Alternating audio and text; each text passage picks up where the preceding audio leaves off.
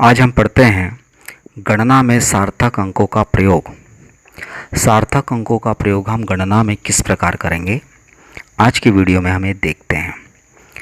पहले देखते हैं जोड़ने और घटाने के संबंध में क्या नियम है।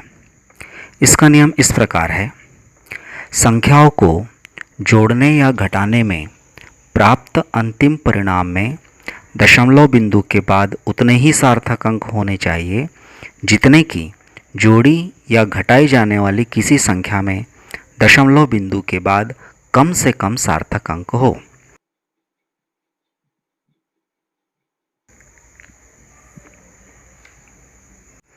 चलिए इस नियम पर आधारित एक उदाहरण देखते हैं।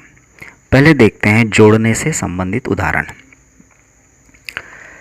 हमारे पास में कुछ संख्याएं दी है, जैसे 415.25, दूसरी संख्या है 4211.395, तीसरी संख्या है 9.38 और चौथी संख्या है 8.5। हमें इन चारों संख्याओं का योगफल करना है।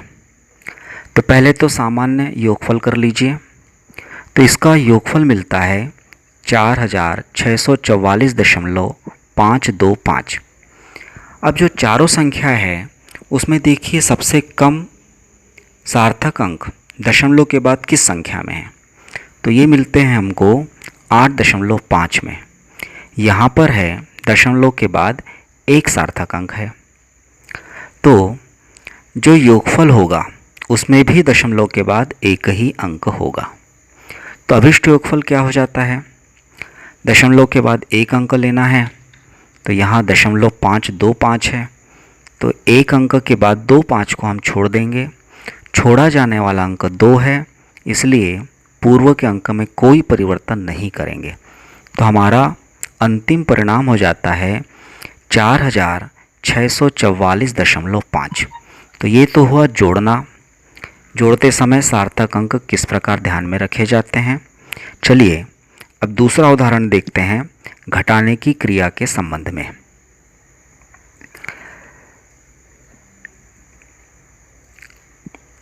एक संख्या है 312.935 और इसमें हमको घटाना है 8.25। तो इन दो संख्याओं का अंतर हमें ज्ञात करना है। तो पूर्व की भांति इसको भी सरल कर लेते हैं।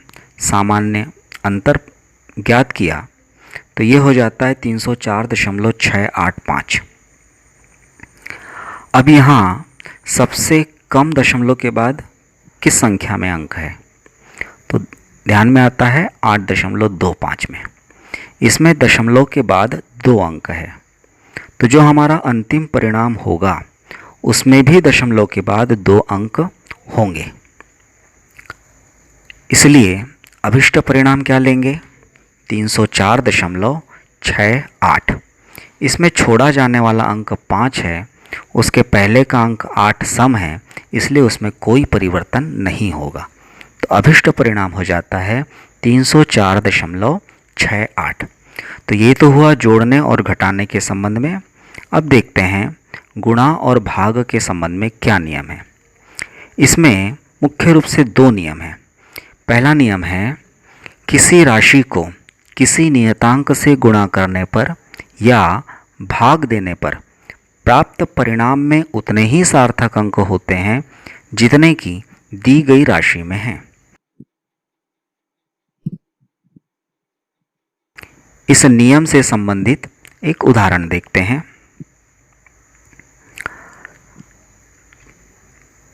मान लेते हैं 2 संख्याएं हैं 3.15 और 15। इन 2 संख्याओं का हमें गुणनफल ज्ञात करना है। तो पहले सामान्य गुणा कर लीजिए। इन दोनों संख्याओं का गुणनफल मिलता है 47.25। यहाँ पर 3.15 जो संख्या है इसमें कुल सार्थक अंकों की संख्या 3 है और इस राशि का गुणा करना है हमको 15 से, जो कि एक नियतांक राशि है। अब हमारा नियम है कि दी गई राशि में जितने सार्थक अंक होंगे उतने ही गुणनफल में होने चाहिए। तो दी गई राशि है 3.15। तो 3.15 में 3 सार्थक अंक है, इसलिए जो हमारा अंतिम परिणाम होगा उसमें भी सार्थक अंकों की संख्या 3 होगी। तो यहाँ उत्तर में 47.25 है, तो आखिरी का 5 छोड़ना पड़ेगा। 5 के पहले का अंक 2 है जो कि सम है, तो उसमें कोई परिवर्तन नहीं होगा। तो अभिष्ट गुणनफल हमको मिल जाता है 47.2। तो ये तो हुआ पहला नियम। इसी प्रकार से हम भागफल की क्रिया भी कर सकते हैं। अब देखते हैं दूसरा नियम क्या कहता है। गुणा और भाग के संबंध में दूसरा नियम है, संख्याओं के गुणा और भाग से प्राप्त अंतिम परिणाम में उतने ही सार्थक अंक होते हैं जितने की दी गई किसी संख्या में सबसे कम हो। तो जिस संख्या में सबसे कम अंक होंगे सार्थक के रूप में, वही हमारा अंतिम परिणाम भी उसी रूप में होगा। चलिए उदाहरण देखते हैं। मान लीजिए संख्या है 1.05 और इसमें गुणा करना है 0.051 का। गुणनफल कितना होगा? पहले सामान्य गुणनफल कीजिए, तो उत्तर मिलता है 0.05355। यहाँ पर 1.05, इसमें कुल 3 सार्थक अंक है, तो सार्थक अंकों की संख्या यहाँ 3 है।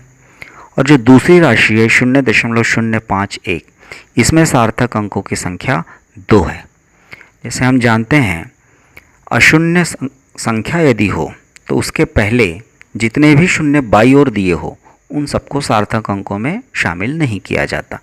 तो यहाँ केवल 5, 1 ये 2 ही सार्थक अंक है।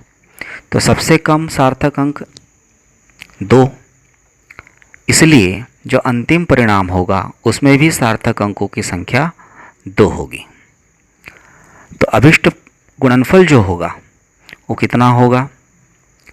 0.05355 में 2 अंक लेंगे, 5, 3। अब छोड़ा जाने वाला अंक 5 है और 5 के पहले 3 विषम अंक है, तो इस विषम अंक को 1 से बढ़ा देते हैं। तो अभिष्ट उत्तर हमारा हो जाता है 0.054।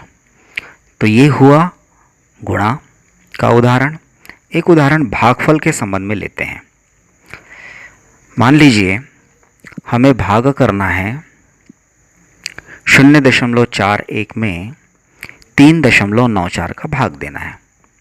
तो सामान्य भागफल यदि किया जाए तो हमें भागफल मिलता है 0.1040609। अब यहाँ पहली जो संख्या है 0.41, इसमें सार्थक अंकों की संख्या 2 है। फिर दूसरी संख्या जो है 3.94, उसमें सार्थक अंकों की संख्या 3 है। तो सबसे कम सार्थक अंक इनकी जो संख्या है वो है 2। तो अंतिम परिणाम में भी सार्थक अंकों की संख्या 2 होगी।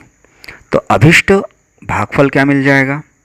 0.10, क्योंकि छोड़ा जाने वाला अंक 4 है जो 5 से छोटा है, तो पूर्व के अंक में कोई परिवर्तन हम नहीं करेंगे। तो ये तो हुआ गुणनफल और भागफल के संबंध में नियम। अब एक गणितीय प्रश्न लेते हैं।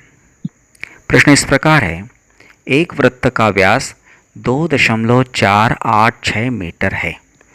उचित सार्थक अंकों में वृत्त का क्षेत्रफल ज्ञात कीजिए। चलिए इसको हल करते हैं। पहले लिख लीजिए वृत्त का व्यास कितना दिया है। 2r बराबर 2.486 मीटर।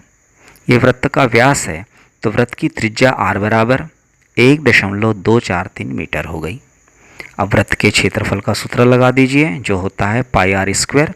इसमें मान रख देते हैं, पाई का मान 3.14 और r का मान 1.243। ये हमने सूत्र में मान रखा। इसे सरल करते हैं तो उत्तर मिल जाता है 4.8539। अब वृत्त के व्यास में कितने सार्थक अंक थे? 4। इसलिए क्षेत्रफल में भी 4 सार्थक अंक होंगे। अब हमारा जो उत्तर आया था वो आया था 4.8539।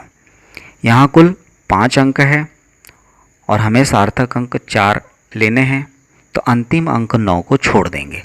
चूंकि ये 5 से बड़ा है इसलिए पूर्व के अंक में 1 जोड़ देते हैं, तो अभिष्ट क्षेत्रफल हो जाएगा 4.854 वर्ग मीटर। तो इस प्रकार हम सार्थक अंकों का उपयोग कर सकते हैं। अब आपको कुछ गृह कार्य दिया जा रहा है, इसे करेंगे। 2 प्रश्न हैं गृह कार्य के रूप में। पहला प्रश्न, किसी घन की प्रत्येक भुजा की माप 6.201 मीटर है। उचित सार्थक अंकों तक घन का संपूर्ण पृष्ठ तथा आयतन ज्ञात कीजिए। यहाँ भुजा की माप 6.201 मीटर है, जिसमें 4 सार्थक अंक है, तो उत्तर भी 4 सार्थक अंकों तक होगा। अब दूसरा प्रश्न देखें, इसे भी आपको करना है। प्रश्न है, किसी पदार्थ के 5.74 ग्राम का आयतन 1.2 घन सेंटीमीटर है। सार्थक अंकों को ध्यान में रखते हुए इसका घनत्व ज्ञात कीजिए। अब यहाँ 5.74 और 1.2 दो संख्याएं हैं, जिसमें 1.2 में सबसे कम सार्थक अंक है, जिसमें दशमलव के बाद 1 अंक है। तो जो हमारा उत्तर होगा उसमें भी दशमलव के बाद 1 ही अंक होगा।